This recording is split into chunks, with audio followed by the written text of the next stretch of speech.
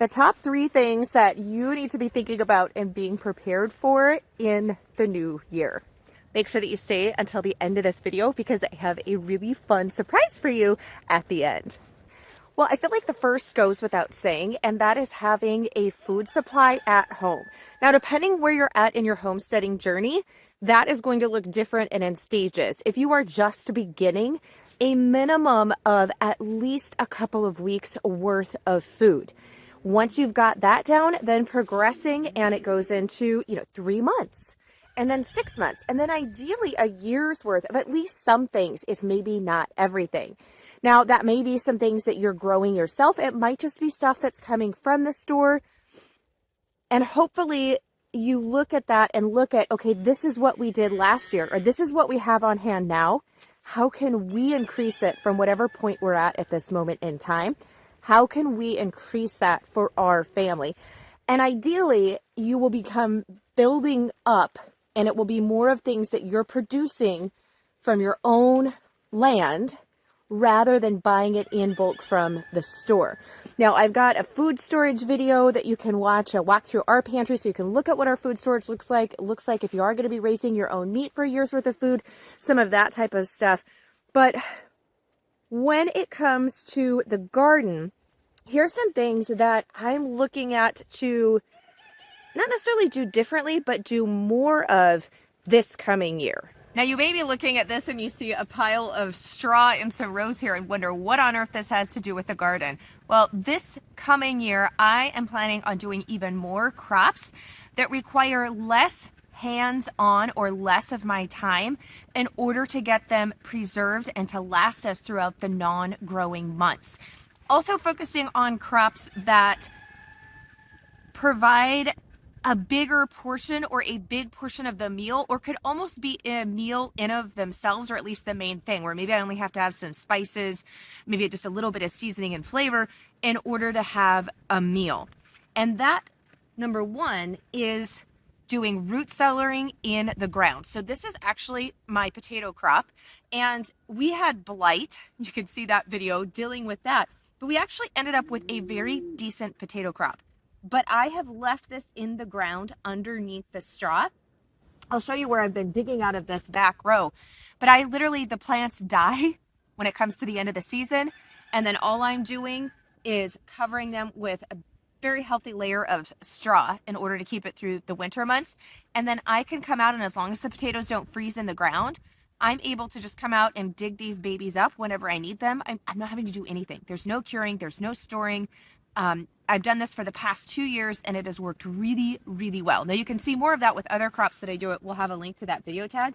But that's really my goal, is to be putting up more crops. I'll show you a few more that I don't have to do quite as much hands-on processing as I do others. Now, that doesn't mean that I'm not going to grow tomatoes. I love our tomatoes. We love tomato sauce, salsa. I use tomatoes for a lot of things, but tomatoes take more work on my part in order to get those to last throughout the whole year and to be shelf stable, because mainly I'm canning, a little bit of freeze drying with those.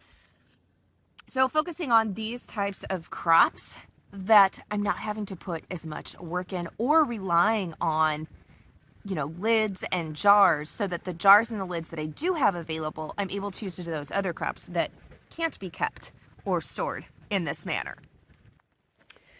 So here you can see where I have been digging out the potatoes. I'm actually going to be taking this straw and transferring it over to the rows that I have not been digging up yet, because we are gearing up for an extreme cold spell where we're supposed to be down into single digits, possibly even 0 or negative. It's hard to tell next week.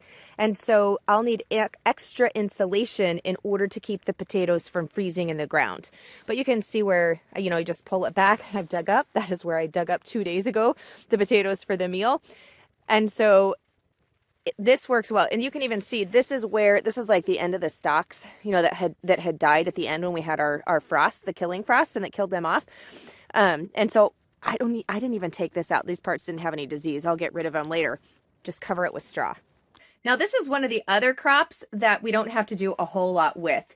This is our winter squash. So I've got a couple of butternut left, and then I've got quite a few of the delicata. And this is actually in our camper.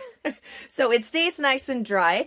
And unless we're having an extreme cold spell, it's not going to freeze in here because that's key. You don't want them to freeze. But I actually don't have enough room in my house in order to store all of these lovelies. There you see I've got my acorn squash, and then I've got another tray of more delicata squash. But this is great because all we had to do was pick these. I actually let them dry all the way out in the house and cure. So they made sure that the stems were all the way dry and that this outer rind was hardened up. And we did that by the fireplace because we ran out of warm weather actually before I could do it outside. And then these will store, at the time of this recording, we're almost into January. These were all harvested in October.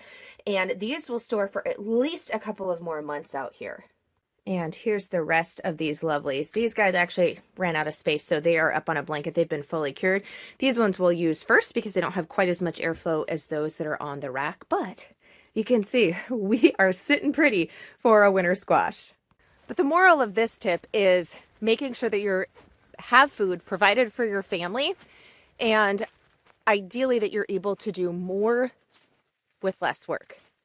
Now, along the lines of being able to provide stuff for your own family, my second tip is looking at your herbal medicine and learning how to use natural remedies and kind of focusing on your health. And those really do go hand in hand, but focusing on ways that you can improve your health, improve your body's response to things, so that when you do come into contact with viruses and just parts of our natural world, that you've already set your body up so that it can respond at its absolute best.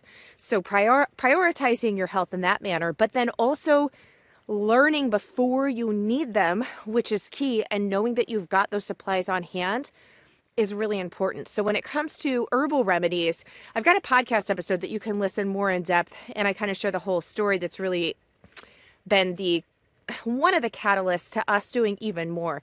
And that is realizing that there was some herbal remedies, not the remedies themselves, I should say, excuse me, but there was herbs that we did not have growing here on the homestead, and I didn't have a backup stock. And we came down, my husband got sick, and I wasn't able to get those supplies. I could order them online, but we needed them that day, and I didn't realize I was out. So taking a really good cognizance of the stock that you have in hand, making sure that you have backups, and that you don't allow yourself to run out of key important things. But then also looking around and being like, if I can't order it online or shipping is a problem, is there a local source that I can get this from? And if not, then can I grow it myself? So we are really increasing. I don't know if you can see, I'm not such a great camera person myself. There we go. That is prepped beds. Now, the part that you see bare there is actually some bulbs and some different plants that we just got in the ground. The other part that's covered up, that we prepped up, and that will be all planting stuff for this spring. But I have got starts, and then I've got a lot of seeds. So some of the stuff I've got starts that I'm actually overwintering inside the high tunnel that will be placed out here in the spring. And then a lot of it, I've got a lot of medicinal seeds, herbal seeds that I will be starting in the house, cold stratifying and starting those in the house in the coming months. But that means that you need to have a plan, because a lot of those, if you're going to be starting them from seed, you have to do so much.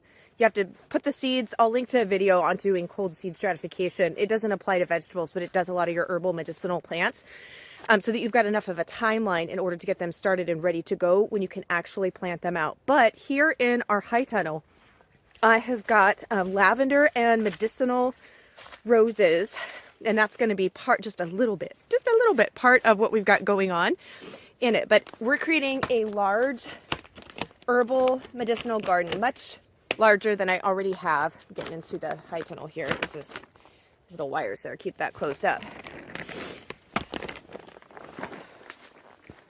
This one I'm transplanting. I just got it dug up. I didn't have a chance, and I didn't have prepped where I actually wanted it to go. So I'm just keeping it here in the high tunnel to overwinter it.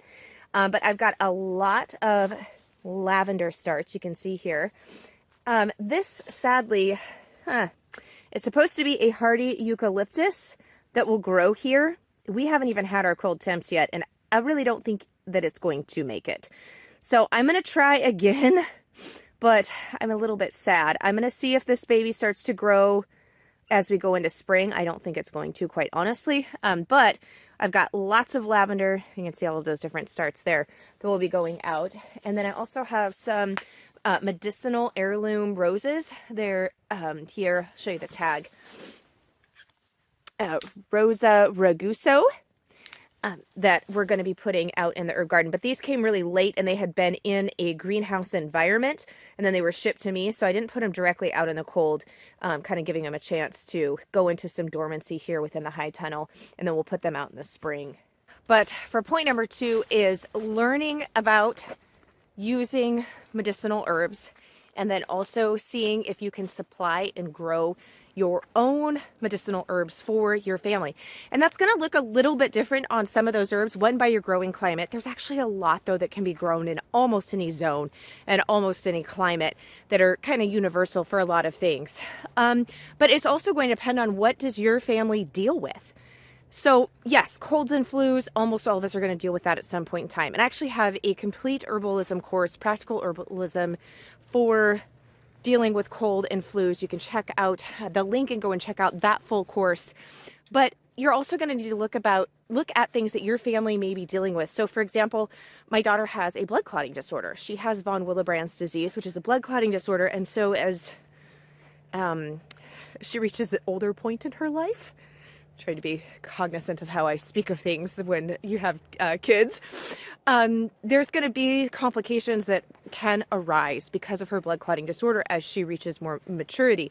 And so I am looking at herbs that I can be growing here on our homestead that will help aid her during those times. So yarrow is one of them, some of those styptic herbs. So anyways, But looking at that and just thinking ahead, like, are there any conditions or are there any things that your family has that you already know that you have that you can begin some things, you know, by living maybe a different lifestyle will be able to help with. And then there's some things like a blood clotting disorder that you're not going to be able to treat that with lifestyle, but there are herbs that you can use to treat symptoms or to help aid the body during, you know, certain times, that type of a thing. So really just looking into that and giving yourself the education, learning the skill sets, like immersing yourself and having that plan and putting it into place for you and your family and making sure that that's personalized to the needs that you have. Now, the interesting part is that has all led to the third thing that I think is really important, and that is looking for ways to be more of a producer than a consumer. I don't know who originally coined that, but it really fits the homesteading mindset and self-sufficiency mindset a lot, and that is being more of a producer than you are a consumer.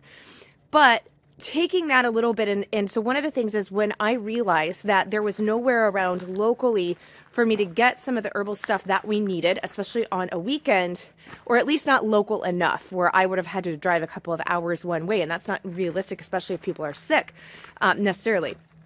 And so I decided that we needed to have a spot in our county and locally up where we live where people could get those supplies, and that nobody was doing it. So that is why we are putting in a whole new section of the herb garden.